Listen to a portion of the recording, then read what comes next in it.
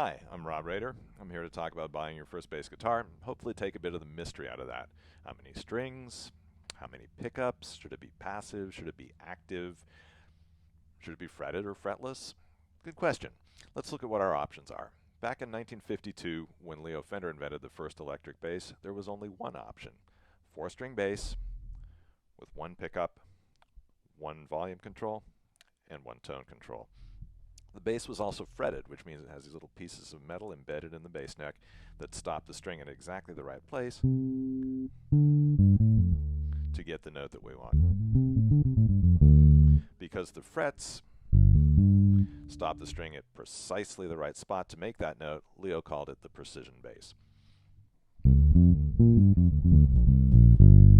Back in the 1980s, the 5-string bass was invented.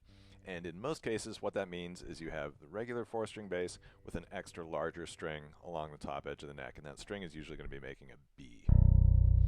In a small number of cases, 5 strings are built with a much smaller string along the bottom edge of the neck, but probably at least 98% of the 5 strings out there are built to take a B string. The regular 4-string bass bottoms out down here on an E in standard tuning with the B string. We've got a few extra notes below that. In addition to that, this particular bass has 2 pickups, a neck pickup and a bridge pickup, and it has a bigger array of tone controls. This is a master volume, a pickup blend, bass booster cut, and treble booster cut. And the volume, of course, turns it up or down. The pickup blend lets you use just one pickup. That's the bridge pickup. Or we could just use the neck pickup.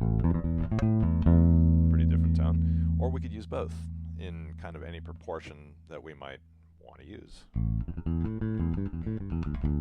That's equal amounts of each. The bass booster cut, you can have a whole lot of heavy bottom end if you want to. Or I can take all of that out. Or, again, somewhere in between those two extremes. Similar with the treble, if you want a very warm sound, you can take all that treble off. Or go to the other extreme. Or maybe somewhere in between those two extremes. The possibility of getting all those different tonal variations is enhanced by this bass being what's called an active bass, which means there is a 9-volt battery in a little compartment on the back of the bass. And that just adds a little bit of extra electricity and makes the bass a little bit more versatile as far as what its sound options are. This one's also fretted. You can see the frets embedded in the side of the neck, making precise tuning possible. One other difference between 4 and 5-string basses is that 5 strings have a little more range across the fretboard. We can cover 2 octaves in one handspan, and that opens up the possibility of maybe playing some chords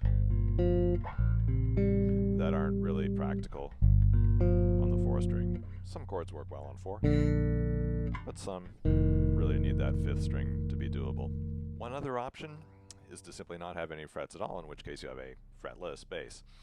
This particular bass has a perfectly smooth fingerboard with lines where the frets would be if it was a fretted bass, and that makes it possible to glide from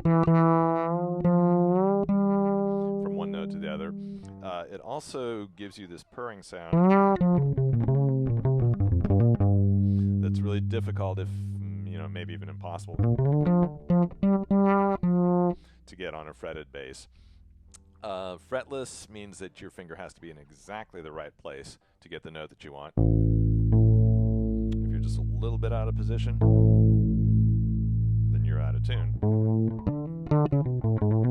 So there's a certain amount of careful study that's necessary to make that happen. On the other hand, if you happen to like that particular sound,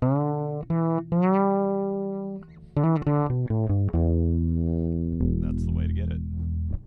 So, to sum it all up, the 4-string bass was where it all began, and even today a lot of really great music is made with just 4 strings, 1 pickup, 1 tone control, and 1 volume control. It can be a lot of fun to play around with an extra string and maybe a few more controls, and that might be right for you. On the other hand,